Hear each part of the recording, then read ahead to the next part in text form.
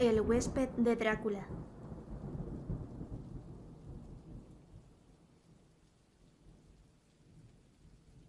De Bram Stoker.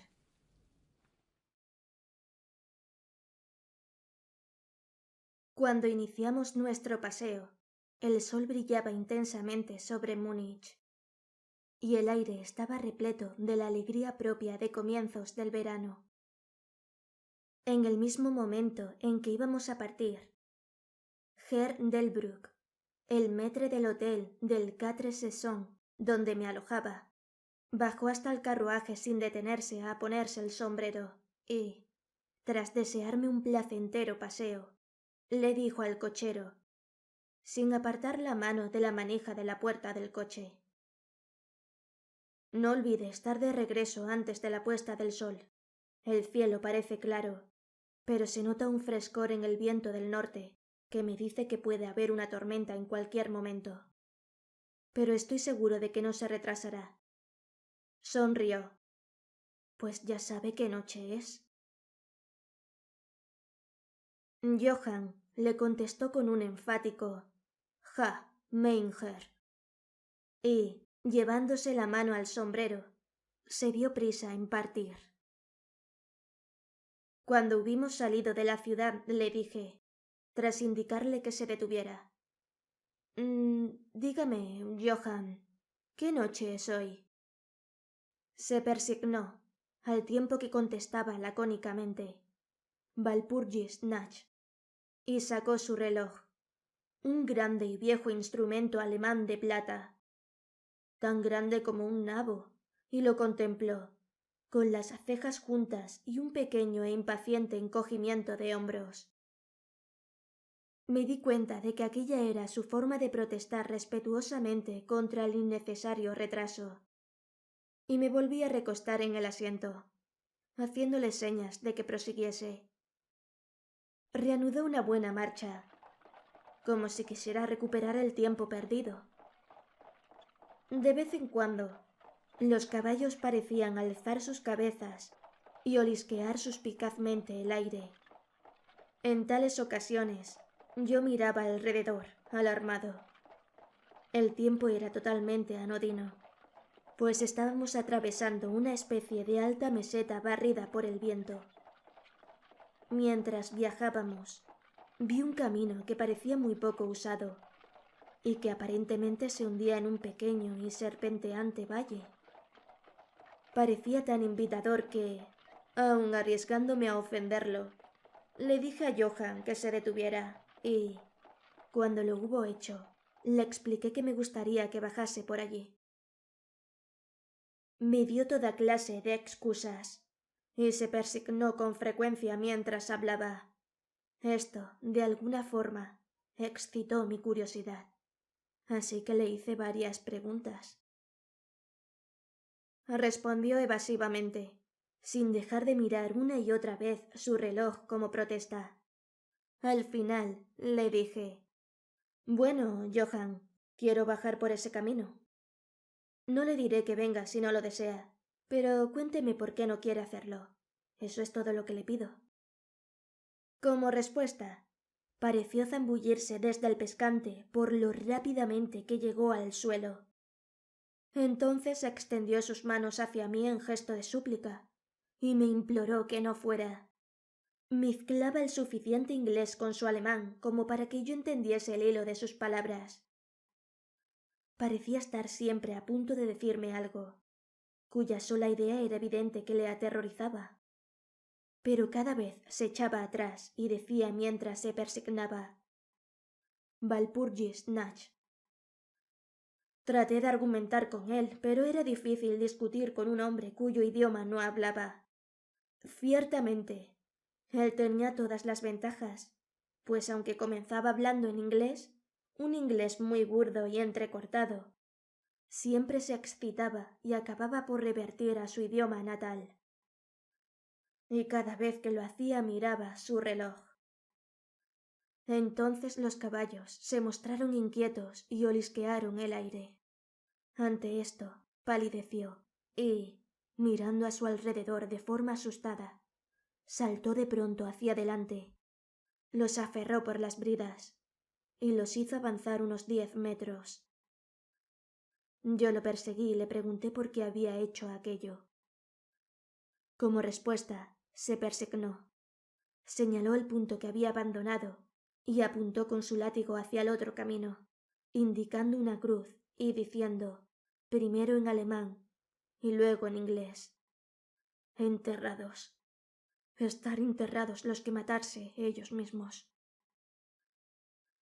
Recordé la vieja costumbre de enterrar a los suicidas en los cruces de los caminos. Ah, ya veo, un suicida. Qué interesante. Pero a fe mía que no podía saber por qué estaban asustados los caballos.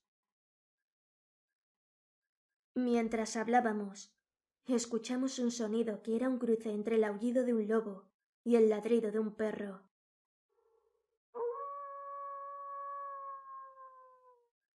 Se oía muy lejos, pero los caballos se mostraron muy inquietos, y le llevó bastante tiempo a Johann calmarlos. Estaba muy pálido y dijo: suena como lobo, pero no hay lobos aquí ahora. ¿No? Pregunté inquisitivamente. ¿Hace ya mucho tiempo desde que los lobos estuvieron tan cerca de la ciudad? Mucho, mucho, contestó.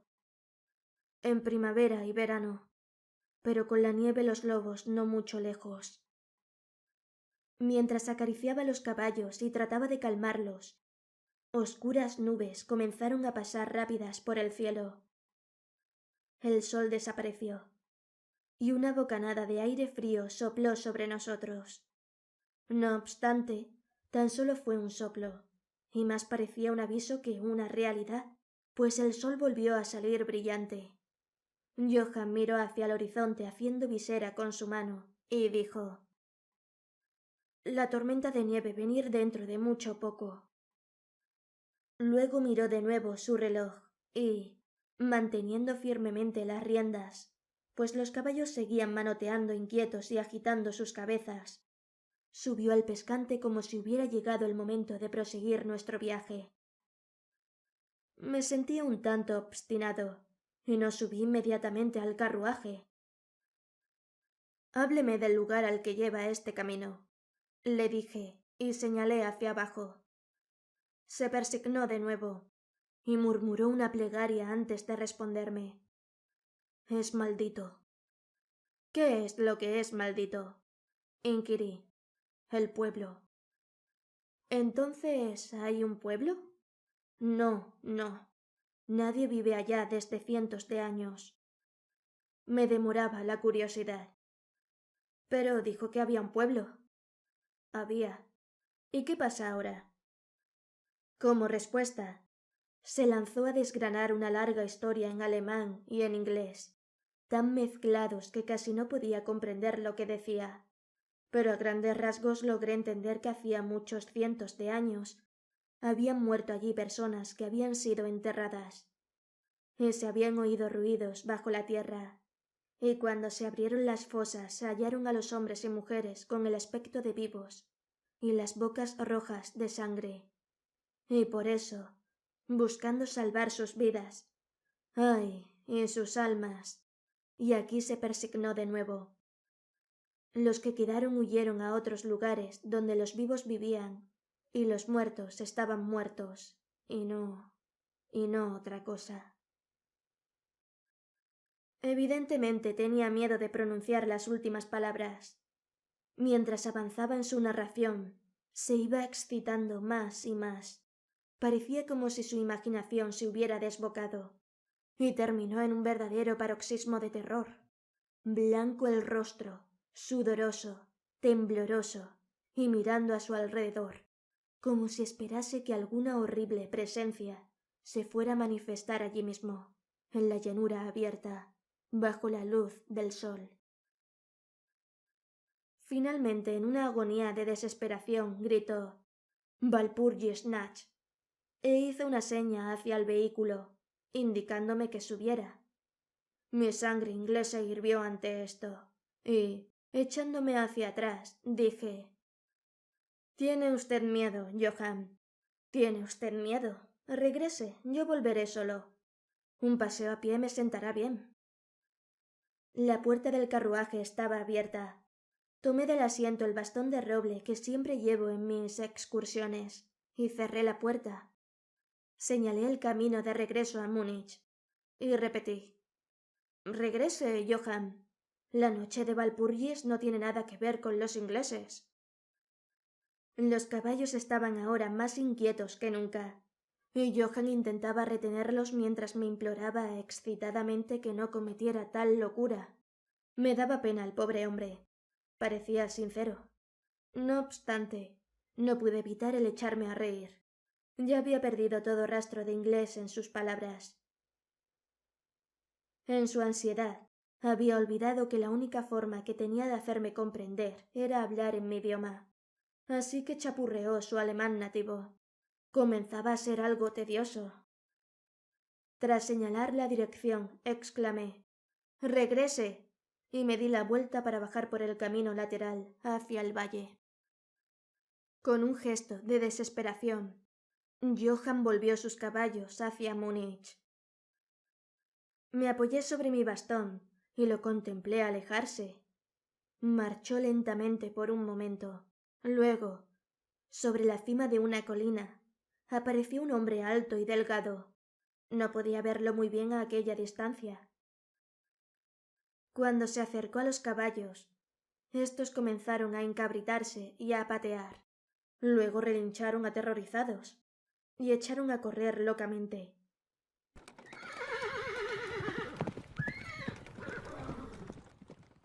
Los contemplé perderse de vista, y luego busqué al extraño, pero me di cuenta de que también él había desaparecido. Me volví con ánimo tranquilo hacia el camino lateral que bajaba hacia el profundo valle que tanto había preocupado a Johann. Por lo que podía ver, no había ni la más mínima razón para esta preocupación. Y diría que caminé durante un par de horas sin pensar en el tiempo ni en la distancia, y ciertamente sin ver ni persona ni casa alguna. En lo que a aquel lugar se refería, era una verdadera desolación, pero no me di cuenta de esta peculiaridad hasta que, al dar la vuelta a un recodo del camino, llegué hasta el disperso lindero de un bosque.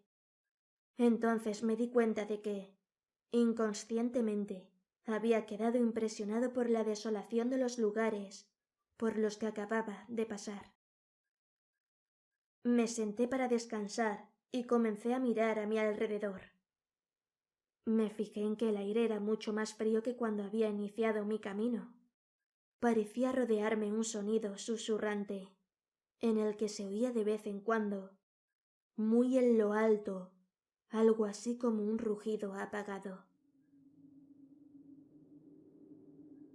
Miré hacia arriba y pude ver que grandes y densas nubes corrían rápidas por el cielo, de norte a sur, a una gran altura. Eran los signos de una tormenta que se aproximaba por algún lejano estrato de aire. Noté un poco de frío, y pensando que era por haberme sentado tras la caminata, reinicié mi paseo. El terreno que cruzaba ahora era mucho más pintoresco. No había ningún punto especial digno de mención, pero en todo él se notaba cierto encanto y belleza. No pensé más en el tiempo, y fue solo cuando empezó a hacerse notar el oscurecimiento del sol que comencé a preocuparme acerca de cómo hallar el camino de vuelta. Había desaparecido la brillantez del día, y el vuelo de las nubes allá en lo alto mucho más evidente. Iban acompañadas por una especie de sonido ululante y lejano, por entre el que parecía escucharse a intervalos el misterioso grito que el cochero había dicho que era de un lobo. Dudé un momento, pero me había prometido ver el pueblo abandonado, y de pronto llegué a una amplia extensión de terreno llano, cerrado por las colinas que lo rodeaban. Las laderas de éstas estaban cubiertas de árboles que descendían hasta la llanura, formando grupos en las suaves pendientes y depresiones visibles aquí y allá. Seguí con la vista el serpentear del camino y vi que trazaba una curva cerca de uno de los más densos grupos de árboles y luego se perdía tras él. Mientras miraba, noté un hálito helado en el aire y comenzó a nevar. Pensé en los kilómetros y kilómetros de terreno desguarnecido por los que había pasado y me apresuré a buscar cobijo en el bosque de enfrente. El cielo se fue volviendo cada vez más oscuro y a mi alrededor se veía una brillante alfombra blanca cuyos extremos más lejanos se perdían en una nebulosa vaguedad. Aún se podía ver el camino, pero mal, y cuando corría por el llano no quedaban tan marcados sus límites como cuando seguía las hondonadas, y al poco me di cuenta de que debía haberme apartado del mismo, pues dejé de notar bajo mis pies la dura superficie, y me hundí en tierra blanda.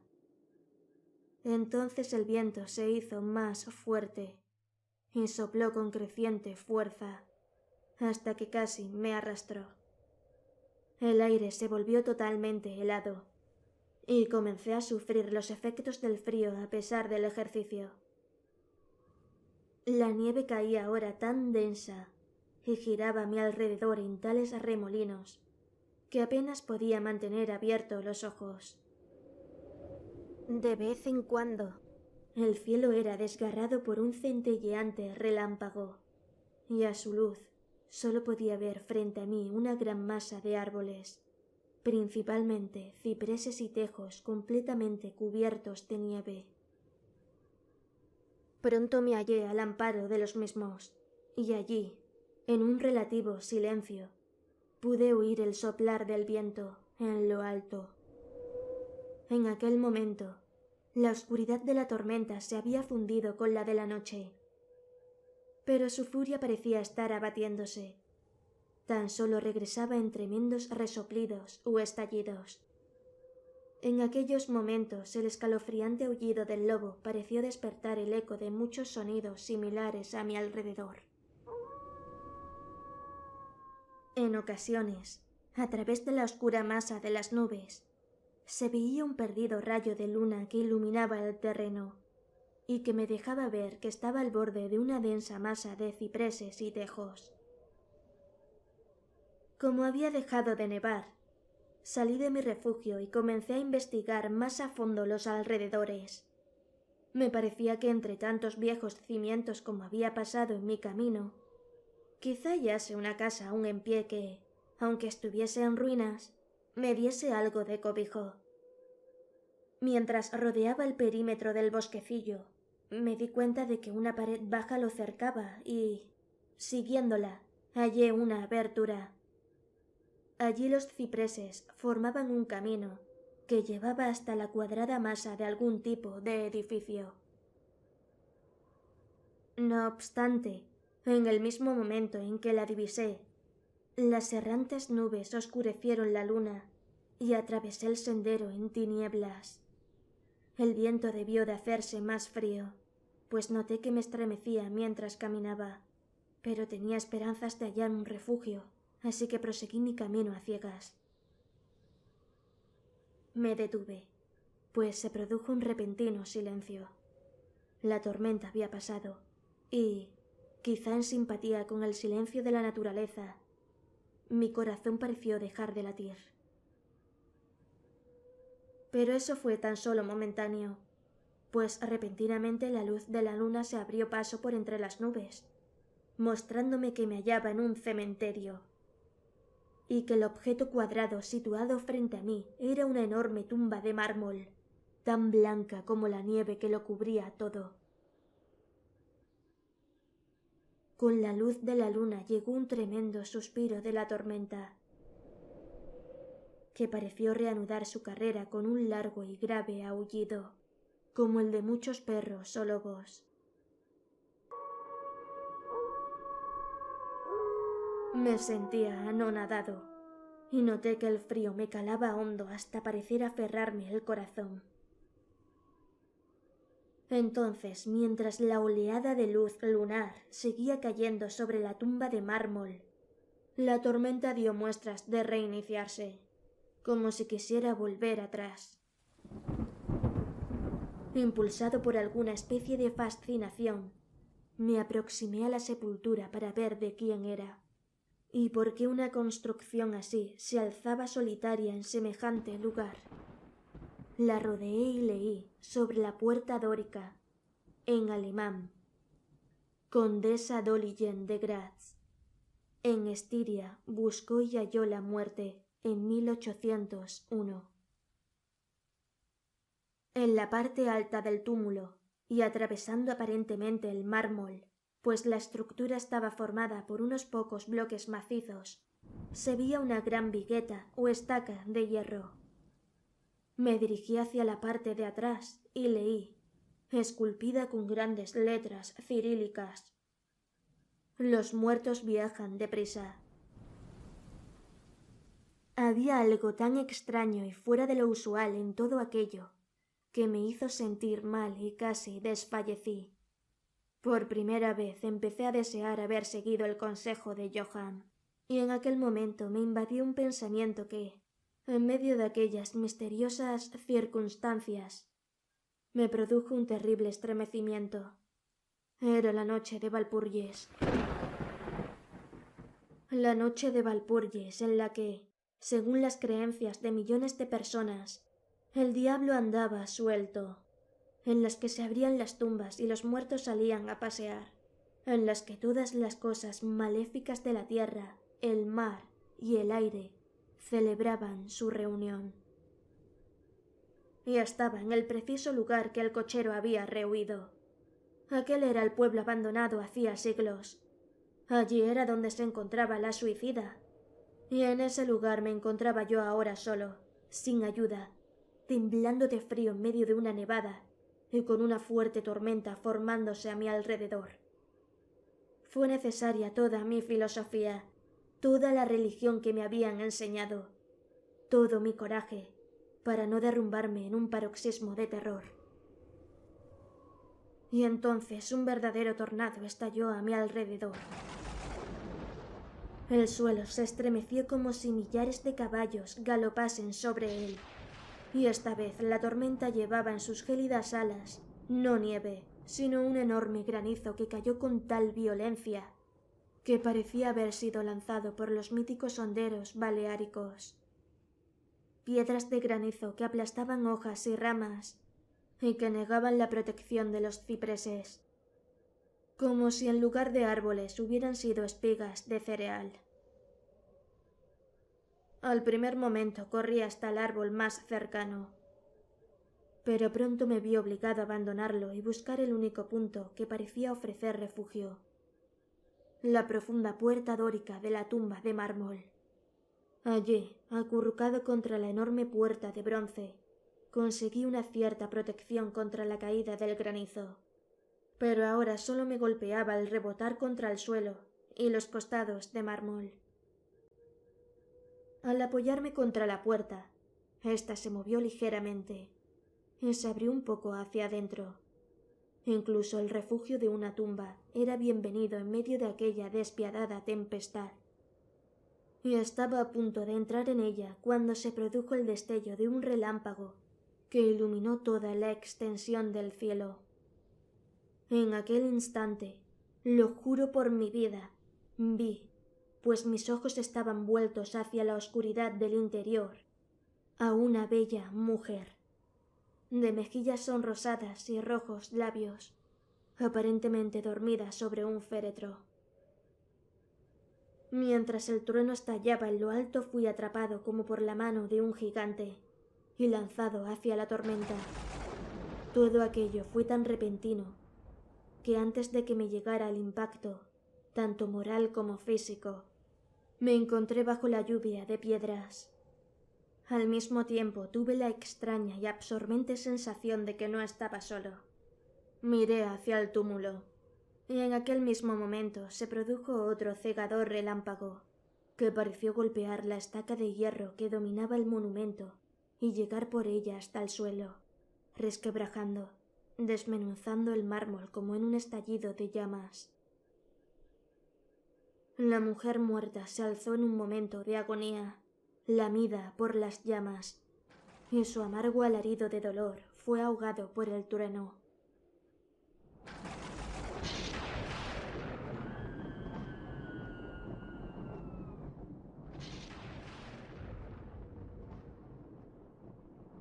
La última cosa que oí fue esa horrible mezcla de sonidos, pues de nuevo fui aferrado por la gigantesca mano y arrastrado, mientras el granizo me golpeaba y el aire parecía reverberar con el aullido de los lobos.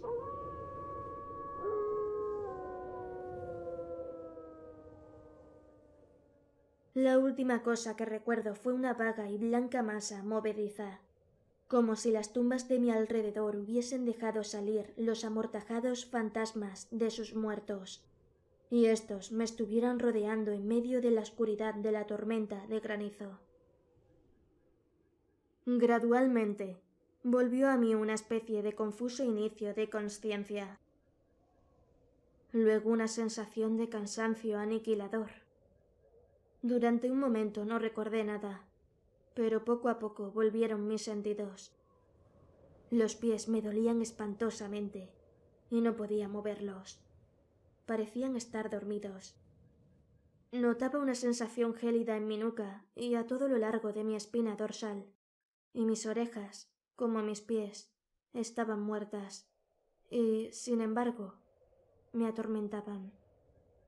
Pero sobre mi pecho notaba una sensación de calor que, en comparación, resultaba deliciosa.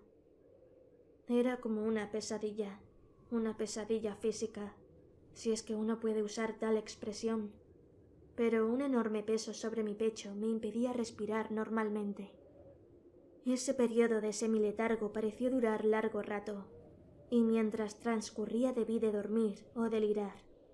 Luego sentí una sensación de repugnancia, como en los primeros momentos de un mareo, y un imperioso deseo de librarme de algo, aunque no sabía de qué. Me rodeaba un descomunal silencio, como si todo el mundo estuviese dormido o muerto, roto tan solo por el suave jadeo de algún animal cercano. Noté un cálido lametón en mi cuello, y entonces me llegó la consciencia de la terrible verdad, que me heló hasta los huesos e hizo que se me congelara la sangre en mis venas. Había algún animal recostado sobre mí, y ahora lamía mi garganta. No me atreví a agitarme, pues algún instinto de prudencia me obligaba a seguir inmóvil, pero la bestia pareció darse cuenta de que se había producido algún cambio en mí, pues levantó la cabeza. Por entre mis pestañas vi sobre mí los dos grandes ojos llameantes de un gigantesco lobo. Sus aguzados caninos brillaban en la abierta boca roja, y pude notar su acre respiración sobre mi boca. Durante otro periodo de tiempo lo olvidé todo. Luego escuché un gruñido, seguido por un aullido, y luego por otro y otro.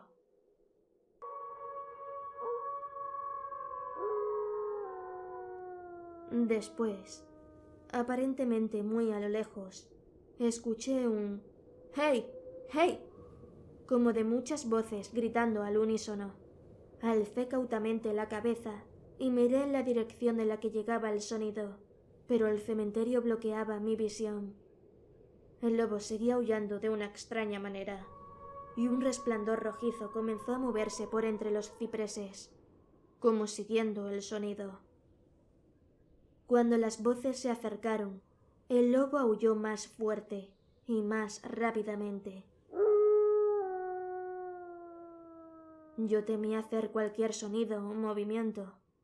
El brillo rojo se acercó más, por encima de la alfombra blanca que se extendía en la oscuridad que me rodeaba, y de pronto, de detrás de los árboles, surgió al trote una patrulla de jinetes llevando antorchas.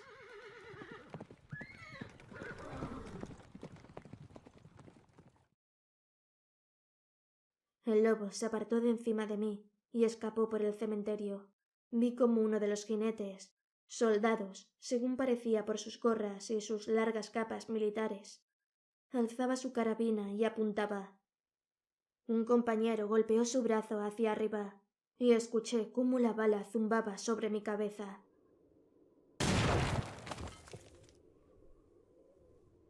Evidentemente me había tomado por el lobo. Otro divisó al animal mientras se alejaba y se oyó un disparo.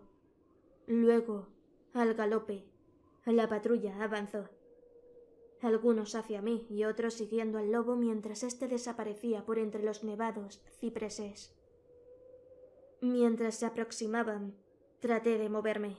No lo logré, aunque podía ver y oír todo lo que sucedía a mi alrededor. 2 o 3 de los soldados saltaron de sus monturas y se arrodillaron a mi lado. Uno de ellos alzó mi cabeza y colocó su mano sobre mi corazón. «Buenas noticias, camaradas», gritó. «Su corazón todavía late». Entonces vertieron algo de brandy entre mis labios. Me dio vigor y fui capaz de abrir del todo los ojos y mirar a mi alrededor. Por entre los árboles se movían luces y sombras, y oí como los hombres se llamaban los unos a los otros. Se agruparon, lanzando asustadas exclamaciones, y las luces centellearon cuando los otros entraron amontonados en el cementerio, como posesos. Cuando los primeros llegaron hasta nosotros, los que me rodearon preguntaron ansiosos: «¿Lo hallaron?» La respuesta fue apresurada: «No, vámonos, pronto.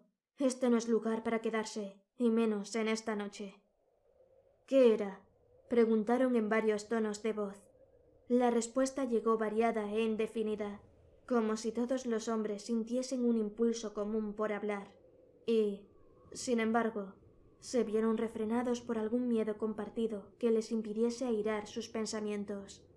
Era una cosa», tartamudeó uno, cuyo ánimo, obviamente, se había derrumbado. «Era un lobo.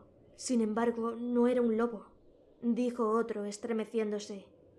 «No vale la pena intentar matarlo sin tener una bala bendecida», indicó un tercero con voz más tranquila. «Nos está bien merecido por salir en esta noche. Desde luego que nos hemos ganado los 1000 marcos», espetó un cuarto. «Había sangre en el mármol derrumbado», dijo otro tras una pausa. «Y desde luego no la puso ahí el rayo. En cuanto a él, ¿está a salvo? Miren su garganta. Vean, camaradas». El lobo estaba echado encima de él, dándole calor. El oficial miró mi garganta y replicó: «Está bien, la piel no ha sido perforada. ¿Qué significará todo esto?» Nunca lo habríamos hallado de no haber sido por los aullidos del lobo. «¿Qué es lo que ocurrió con ese lobo?», preguntó el hombre que sujetaba mi cabeza, que parecía ser el menos aterrorizado del grupo, pues sus manos estaban firmes, sin temblar. En su bocamanga se veían los galones de suboficial. «Volvió a su cubil», contestó el hombre cuyo largo rostro estaba pálido y que temblaba visiblemente aterrorizado mientras miraba a su alrededor. «Aquí hay bastantes tumbas en las que puede haberse escondido. Vámonos, camaradas. Vámonos rápido. Abandonemos este lugar maldito». El oficial me alzó hasta sentarme y lanzó una voz de mando. Entre varios hombres me colocaron sobre un caballo. Saltó a la silla tras de mí, me sujetó con los brazos y dio la orden de avanzar. Dando la espalda a los cipreses, cabalgamos rápidamente en formación. Mi lengua seguía rehusando cumplir con su función, y me vi obligado a guardar silencio. Debí de quedarme dormido, pues lo siguiente que recuerdo es estar de pie, sostenido por un soldado a cada lado. Ya casi era de día. Y hacia el norte se reflejaba una rojiza franja de luz solar, como un sendero de sangre sobre la nieve. El oficial estaba ordenando a sus hombres que no contaran nada de lo que habían visto, excepto que habían hallado a un extranjero, un inglés protegido por un gran perro. «Un gran perro. Eso no era ningún perro», interrumpió el hombre que había mostrado tanto miedo. «Sé reconocer un lobo cuando lo veo». El joven oficial le respondió con calma: «Dije un perro». «Perro», reiteró irónicamente el otro. Resultaba evidente que su valor estaba ascendiendo con el sol y, señalándome, dijo: «Mírele la garganta. ¿Es eso obra de un perro, señor?» Instintivamente alcé una mano al cuello y, al tocármelo, grité de dolor. Los hombres se arremolinaron para mirar, algunos bajando de sus sillas, y de nuevo se oyó la calmada voz del joven oficial. Un perro, he dicho. Si contamos alguna otra cosa, se reirán de nosotros. Entonces monté tras uno de los soldados y entramos en los suburbios de Múnich. Allí encontramos un carruaje al que me subieron y que me llevó al Quatre-Saisons.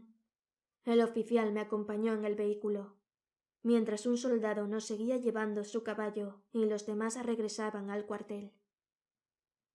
Cuando llegamos, Herr Delbrück bajó tan rápidamente las escaleras para salir a mi encuentro que se hizo evidente que había estado mirando desde dentro.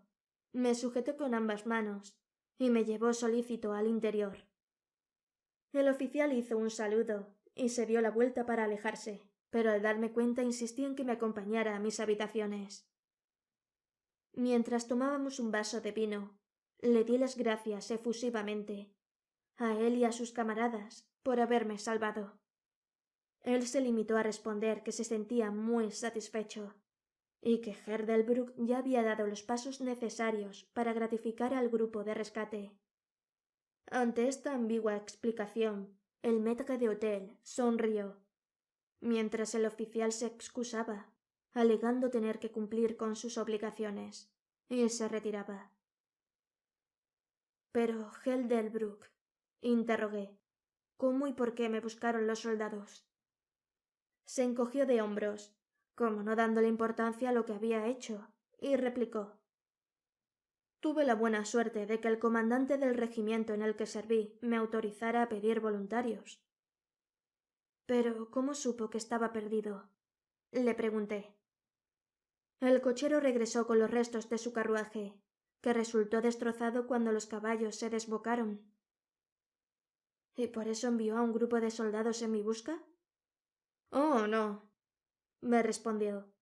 Pero antes de que llegase el cochero, recibí este telegrama del boyardo de que es usted huésped. Y sacó del bolsillo un telegrama que me entregó y leí. Bistritz, tenga cuidado con mi huésped. Su seguridad me es preciosa. Si algo le ocurriera o lo echasen a faltar, no hago remedios para hallarle y garantizar su seguridad. Es inglés y por consiguiente aventurero. A menudo hay peligro con la nieve y los lobos y la noche. No pierda un momento si teme que le haya ocurrido algo. Respaldaré su celo con mi fortuna. Drácula.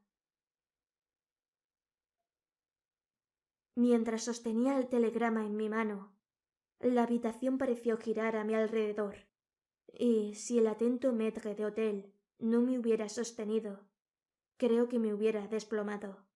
Había algo tan extraño en todo aquello, algo tan fuera de lo corriente e imposible de imaginar, que me pareció ser, en alguna manera, el juguete de enormes fuerzas. Y esta sola idea me paralizó. Ciertamente me hallaba bajo alguna clase de misteriosa protección. Desde un lejano país había llegado, justo a tiempo, un mensaje que me había arrancado del peligro de la congelación y de las mandíbulas del lobo.